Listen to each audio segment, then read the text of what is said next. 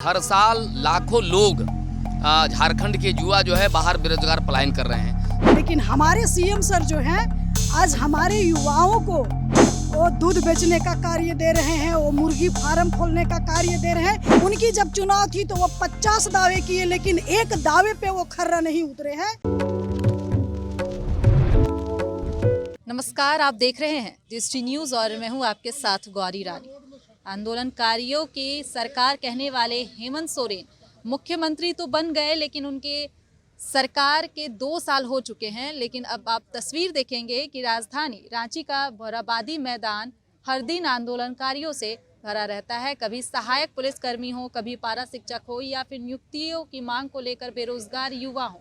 और अब आज वो लोग आंदोलन पर बैठे हैं जिन्होंने झारखंड को अलग राज्य देने में अपनी अहम भूमिका निभाई है। झारखंड के आंदोलनकारी कई ऐसे लोग हैं जिन्होंने एक वक्त में दसम गुरु शिबू सोरेन के साथ, विनोद बिहारी के साथ लड़ाई लड़ी थी। सच चीज है जिससे सच्चाई छुपी नहीं जाती है, झूठ छुपाई नहीं जाती है, सभी कुछ प्रत्यक्ष में दिखाई देता है। लेकिन हमारे सीएम सर जो हैं आज हमारे युवाओं को वो दूध बेचने का कार्य दे रहे हैं, वो मुर्गी फार्म खोलने का कार्य दे रहे हैं।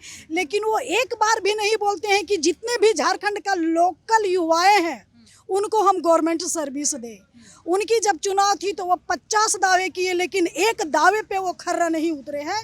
तो हम लोग कैसे माने कि वो झारखंड आंदोलनकारियों का सीएम है, वो हमारा बेटा है, वो मेरा उत्तराधिकारी है। हम कभी नहीं मानेंगे इस चीज़ को।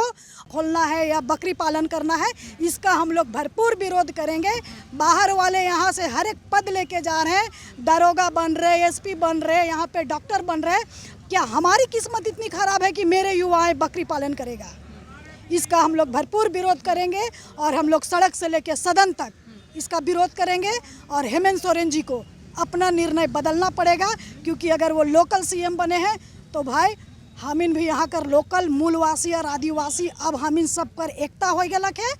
अब दोहरी चाल नहीं चलेगी। बिल्कुल, तो कह रही हैं कि अब दोहरी चाल नहीं चलेगी। तो आप समझ सकते हैं कि चुनाव से पहले जो मुख्यमंत्री अभी बने हैं सीएम हेमंत सोरेन, वो चुनाव से पहले चीख चीख कर ये कहते थे कि मुझे वोट दे तो मैं हर साल 5 लाख नौकरी दूंगा। और अब जब वो सीएम बन चुके हैं तो कहते हैं कि क्या सरकारी नौकरी से ही रोज़गार मिल सकता है? आप पकौड़ा तल सकते हैं, आप मुर्गी पालन कर सकते हैं, जिसका अब ना सिर्फ झारखंड वासी बल्कि आंदोलनकारी भी विरोध कर रहे हैं। खैर, हम आगे बढ़ते हैं और बात करते हैं।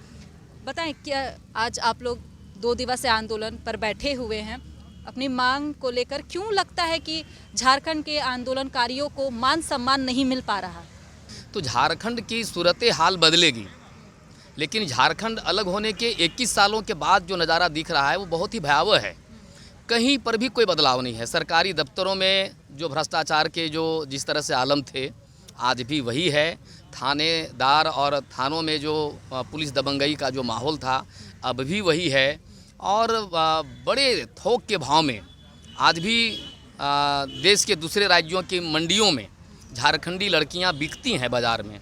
यहाँ तक कि हर साल लाखों लोग झारखंड के युवा जो है बाहर बेरोजगार पलायन कर रहे हैं। तो हम लोगों ने तो ये उम्मीद के साथ झारखंड अलग राज्य की लड़ाई में शरीक नहीं हुआ था। हम लोग बूढ़े हो गए, हम लोगों की भी उम्मीद थी कि कुछ होगा।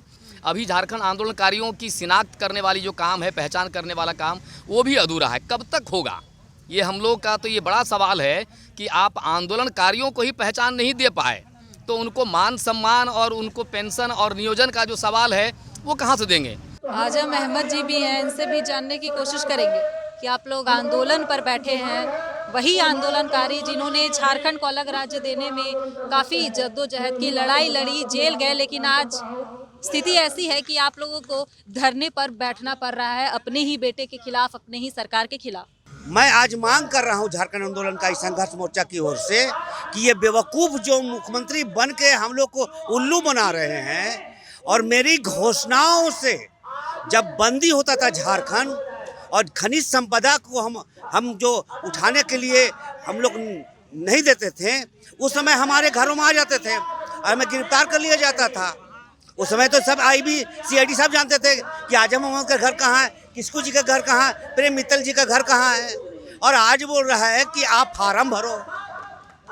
तो अकल के टूअर जितने मंत्री हैं हमारे झारखंड में। और उधर सीएम हेमंत सोरेन सत्ता में तो आ गए, लेकिन अपने उन वादों को भूल गए जो वादे करके वह सत्ता में आए थे। फिलहाल इस खबर में इतना ही। तमाम और खबरों के साथ बने रहने के लिए देखते रहें देश टीवी।